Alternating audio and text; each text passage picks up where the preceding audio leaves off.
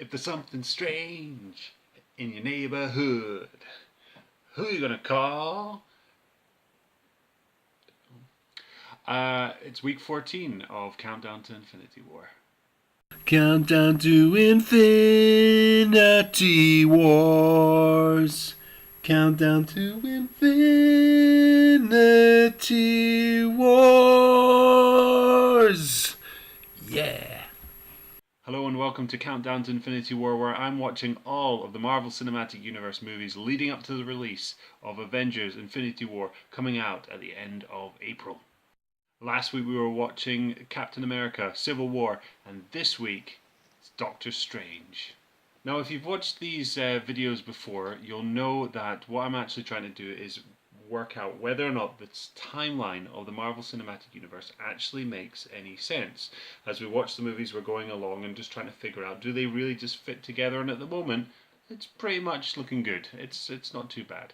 We'll see how it goes. But this week, we're looking at whether or not Doctor Strange has had any positive or negative effect on the Marvel Cinematic Universe timeline. And for us to see those results, it's off to the timeline over this way.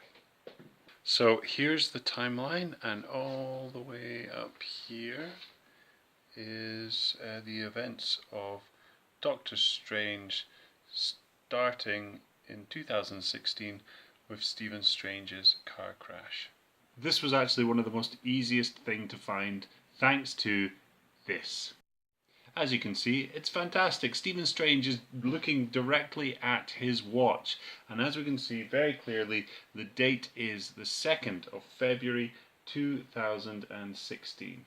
We then see approximately a year later when Stephen arrives at Camartage.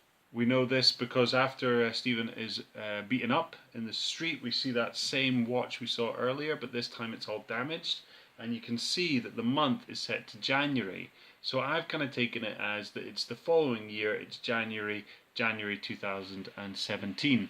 Now it could potentially be another month. We are, after all, looking at a broken watch at the moment, and you can actually see the year. There's a crack over the year, so you can actually make that quite out. But I think it feels like probably about 11 months, about a year since the accident. So I'm going to stick with that. It seems about right. And then we've put the timey-wimey showdown right at the end of 2017. So there's been a lot of speculation as to how long Stephen Strange is in training with the Ancient One.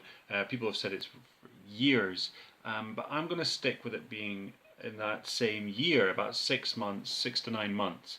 And the reason for that is it's less so much about Stephen's training and more to do with the bad guys. I just feel that they seem to be quite competent, and I just don't feel that giving them years to work out the spell on this stolen page, it just doesn't feel right. So I'm saying 6 to 9 months is a little bit more likely from that angle, and there's still plenty of time for Stephen to become pretty good at all the spells and things like that. Which lastly brings us to the confusing matter of Hydra watching Stephen Strange during the events of Captain America Winter Soldier. Now this has caused a little bit of a problem because, as we know, the events of Doctor Strange takes place in 2016-17. So why is Hydra watching Stephen Strange back in 2014 during the events of the Winter Soldier? Well, in my opinion, when we look at what the plot of the Winter Soldier is all about, it's all to do with Project Insight and looking at characters and people and trying to work out if they are a threat to Hydra. And it's clearly obvious that Stephen Strange is at this point. They probably know from police records that he has a track history of speeding. And given his character details, workaholism. They knew based on his maybe track records that he would eventually collide and cause a crash as he was working and driving at the same time.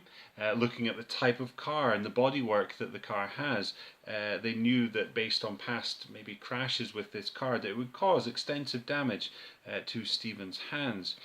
Stephen's obsessive nature would then cause him to blow all his money on experimental procedures to the point where he was broke, and the only therapy he could afford was from this man who was maybe connected to him through some previous contacts. Now, Hydra were obviously aware that this man had told inspirational story to other clients of this man who had been miraculously healed.